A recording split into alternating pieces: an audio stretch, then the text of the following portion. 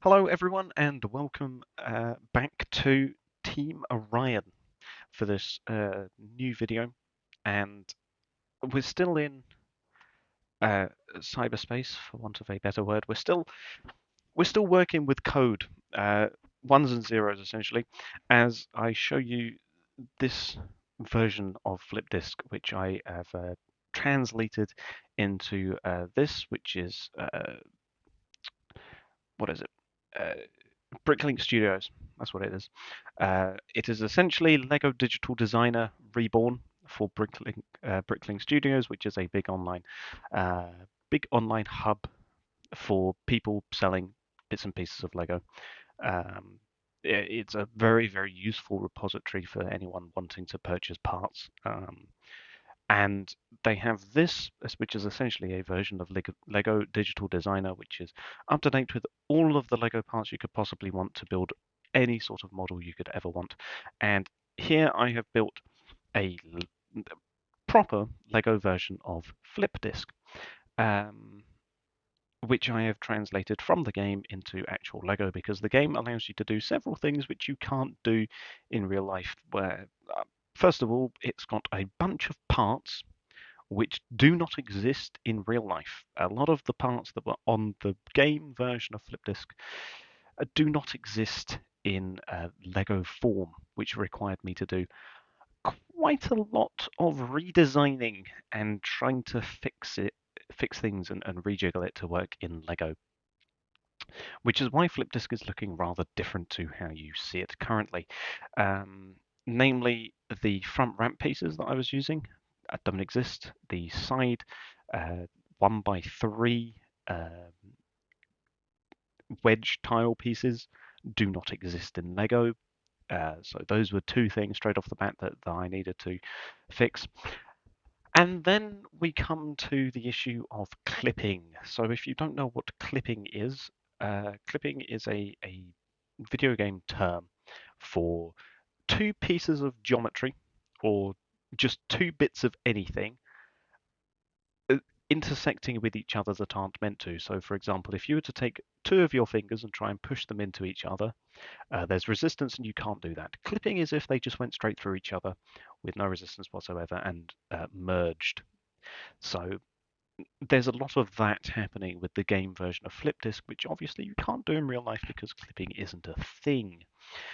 So that was something that I really needed to figure out and how to fix, which resulted in a lot of issues with this front ramp and especially the flipper.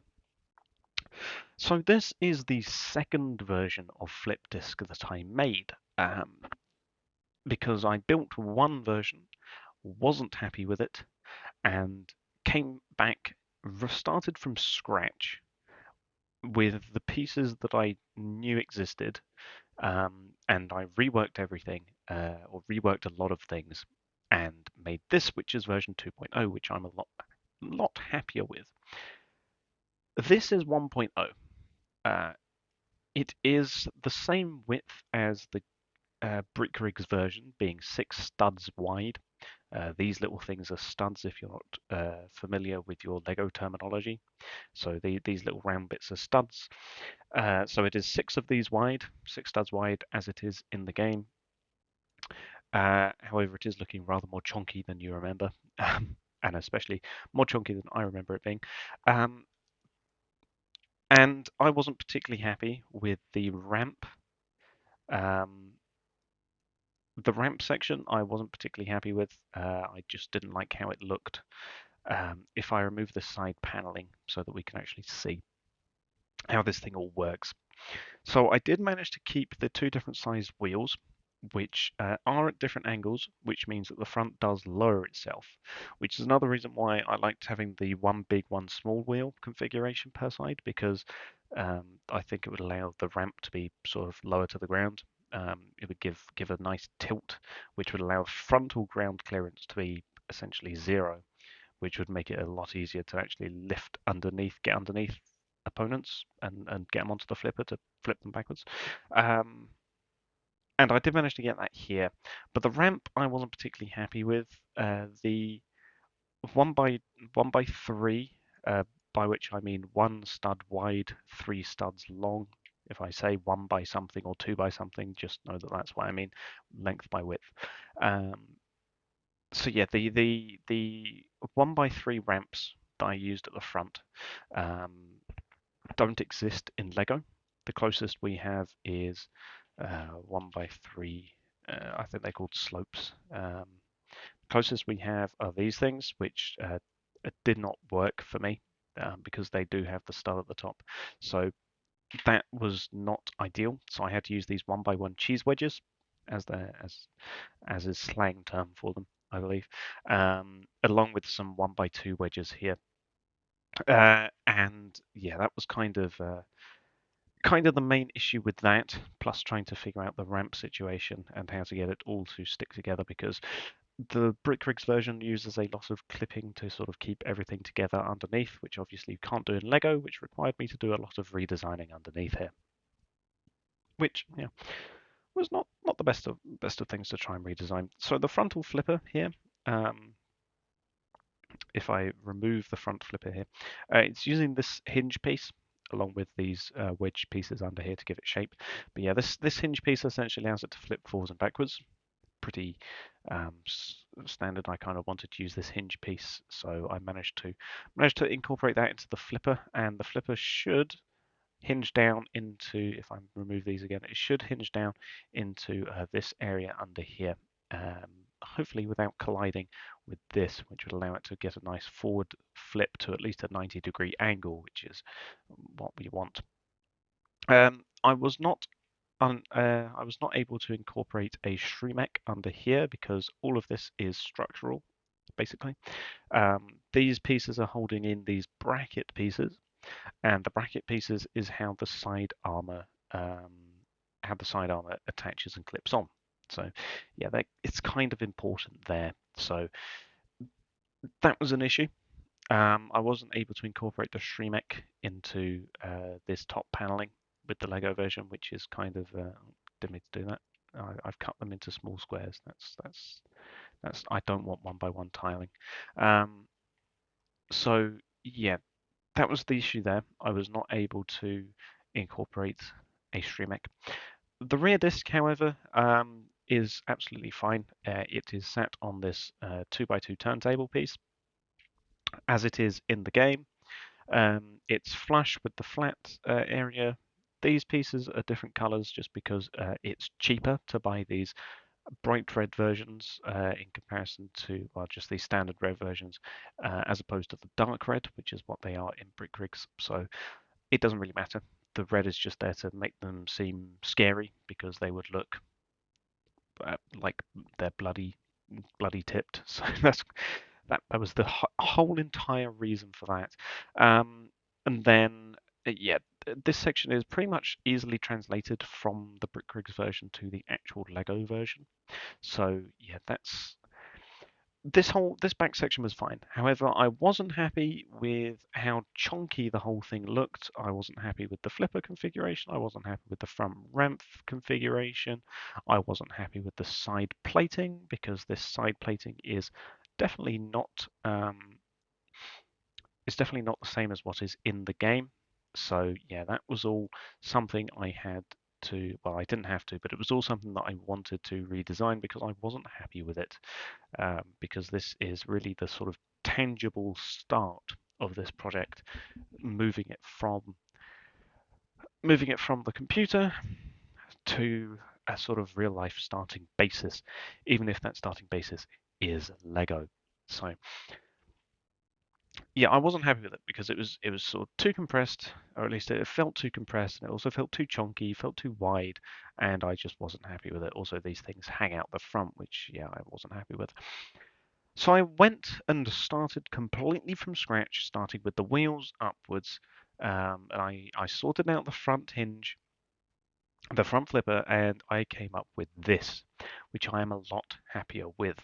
So first of all, I just need to duplicate this and also these two because I missed those out of the final design. But yeah, so this is essentially what I came up with. Still unable to fit a Shremek in here, which is kind of annoying and kind of a shame. However, I I do have theories on how to fix that for a non-Lego based version. That's the best I can do for you.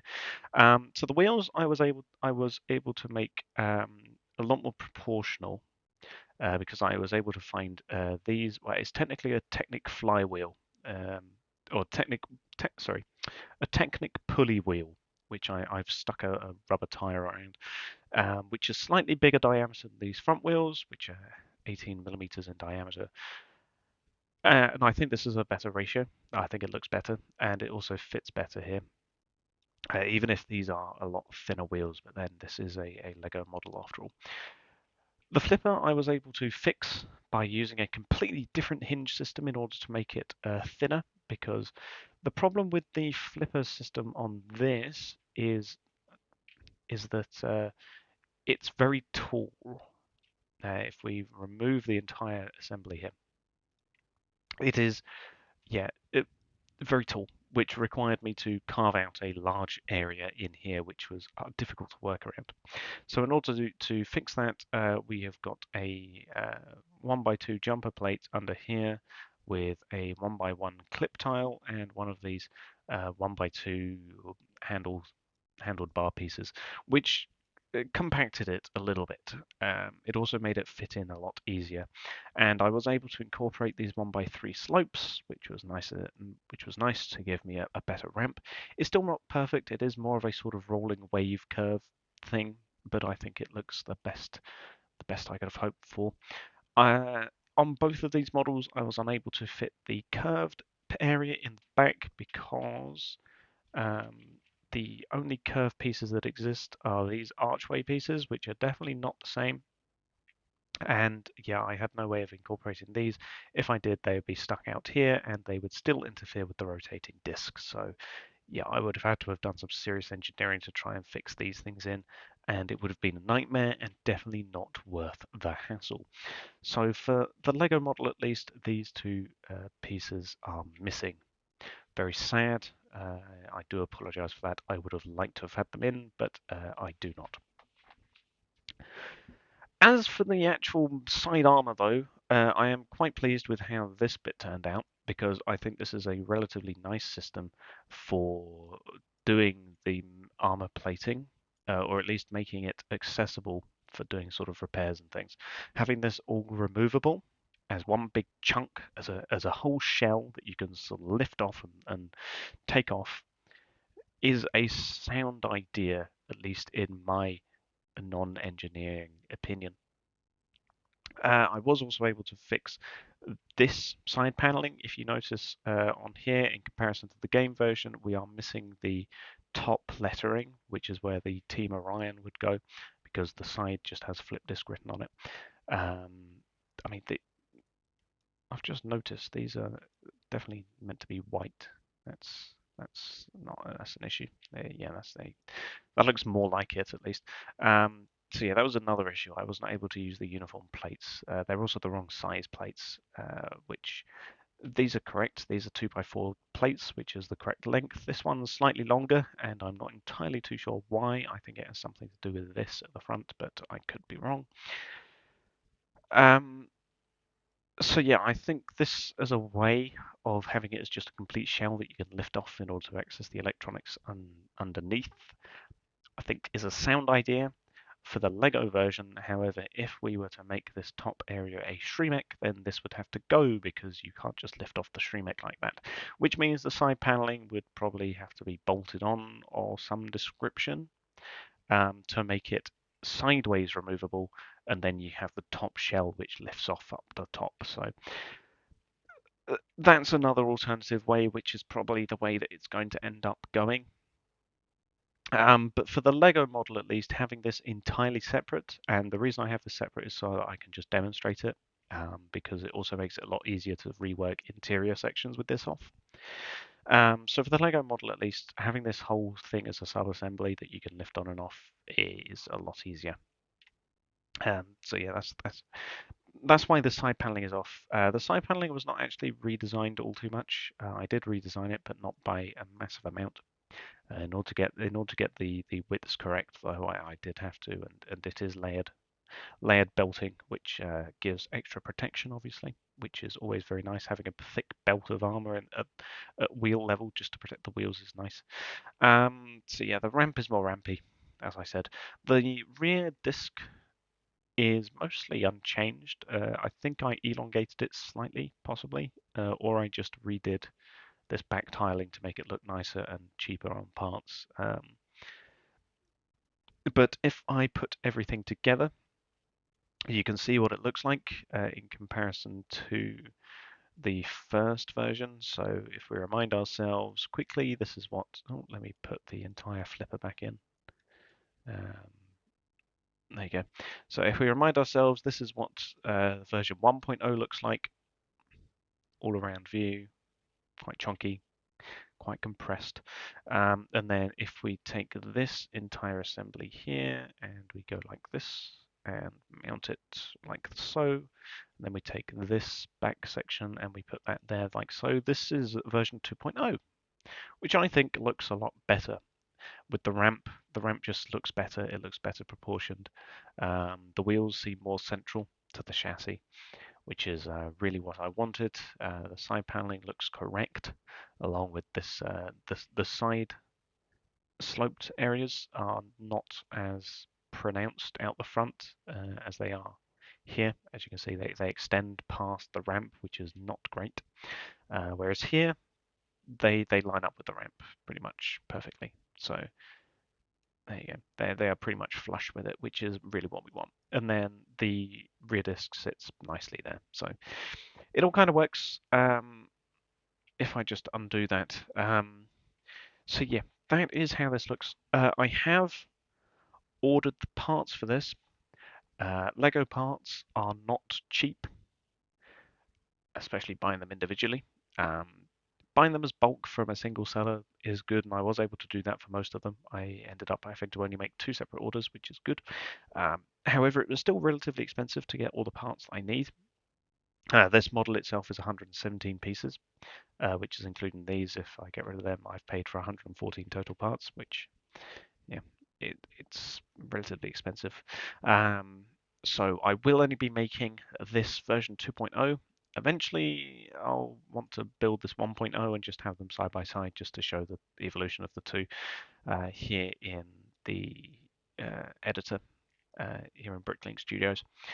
But for now, I have got these parts on order, and I will make a video of building it. And if I don't do one on me building it, then definitely of me just having it physically. And then that will be a good jumping point to hopefully making some sort of basic basic idea as to how it will look in real life. And then using that in the game in conjunction with some other things, I'll probably want to make some sort of cardboard mock-up of a small version.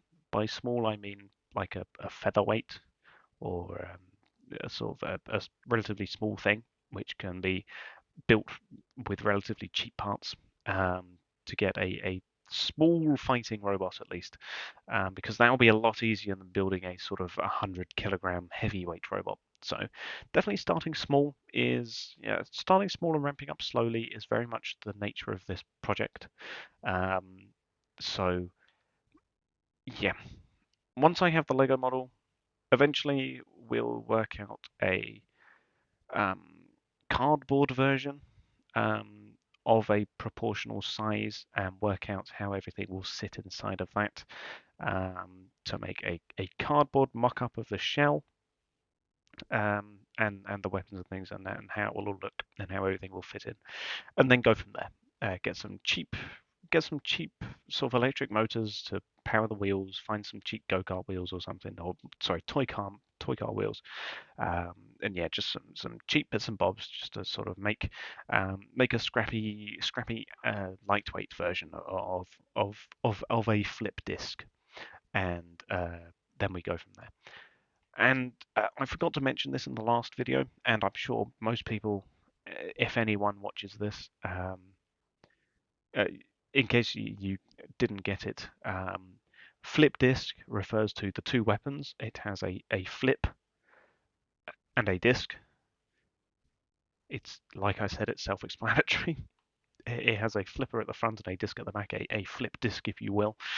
Um, but yeah, that's me rambling. So yeah, next video will most likely be the physical Lego model, and from there we will hopefully have a cardboard version after that. So watch this space very much, as it will be the entirety of this project. And before I go, once again, I will have to say, do not get your hopes up for a quick completion to this project or for something substantial to come out of this anytime soon. Because, like I said in the last video, I am but a mere student that is not studying engineering or robotics.